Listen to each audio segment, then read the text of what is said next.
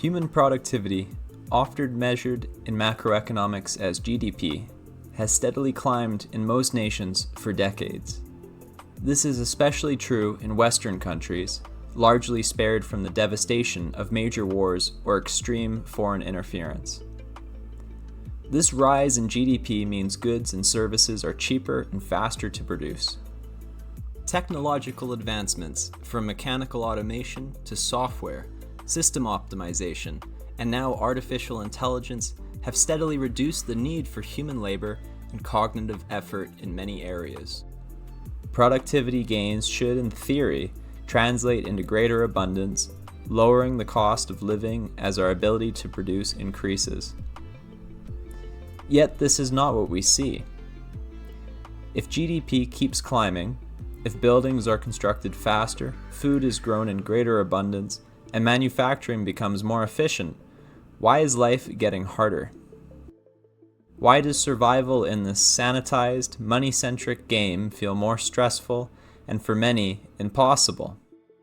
Why does it now take 2 full-time incomes to support a family, when just a few decades ago, one salary could buy a home, raise children, and own a car? The answers are complex and rooted in history, but one truth is clear: the surplus productivity we create is not coming back to us. It is being siphoned away as if by invisible looters tugging at the very fabric of our lives. Money is one of humanity's most brilliant and timeless inventions. It serves as a metric of value, a common medium of exchange, and a reward system for the most productive members of society. By its nature, it incentivizes collaboration through a decentralized ethos of mutual benefit. No single person can produce everything they require. Anthropologists believe Homo sapiens triumphed over Neanderthals because we evolved to collaborate in tribes of up to 50 people, while our prehistoric rivals, though stronger and possibly more intelligent, typically gathered in groups of no more than 8. Money enabled collaboration on a far greater scale, laying the foundations for civilizations and empires. It provided a shared understanding of value that allowed abundance to grow through trade. At its best, it rewarded productive individuals in proportion to their contributions, fueling prosperity for all. True wealth creation requires integrity and goodwill. When these exist, both individuals and communities benefit. But what happens when the very foundations of money are built on fraud? Throughout history, humanity has used everything from fine seashells to round stones to gold as money. Advanced civilizations often relied on minted gold, silver, and copper. Gold in particular excelled as a high-value monetary asset because of 4 universal traits. Durability.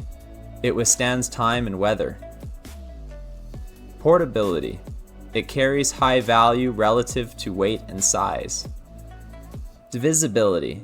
It can be split into smaller units for precise transactions. Scarcity. Its supply is limited by nature or public agreement. Nations that adhered to gold standard often became the most prosperous, with trade networks built on a fair, simple, and stable foundation. Many of today's economic problems could be resolved by returning to such a standard. Yet, history shows that even gold is vulnerable to greed of those in power.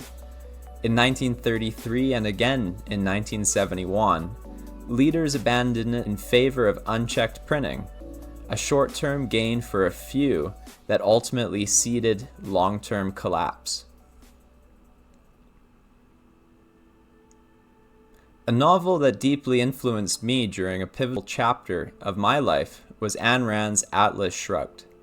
First mentioned to me in conversations with my father when I was a teenager, the title kept reappearing until, finally, one bleak winter night in Ottawa, I decided to search for it.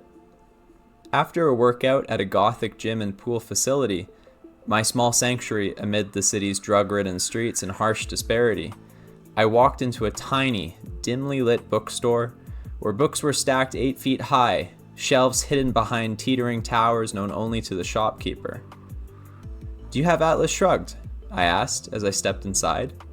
The clerk looked up from his book, set it down, and walked in a straight, unerring line to the copy I sought. Seconds later, it was in my hands, and $10 later, I was on my way home. Reading it was a revelation. Rand's fiction mirrored my reality. She wrote of the producers, those who create, innovate, and sustain society, being gradually exploited by the looters. The producers, knowing that collapse would take them down too, tolerated increasing taxation, red tape, and quiet theft by governments supported by populations that had lost their way. Eventually, the decline became irreversible, and the only recourse was to let the system die. Rand's solution was the strike of the mind, a peaceful withdrawal from the looters' game. Let them plunder each other while the treasures of civilization, including technology, culture, and knowledge, are preserved elsewhere. Return only when the old fields have been cleared by self-destruction, ready for a new planting. She showed that we need not go down with the sinking ship. We can use the time we have to build lifeboats that will spark the next golden age.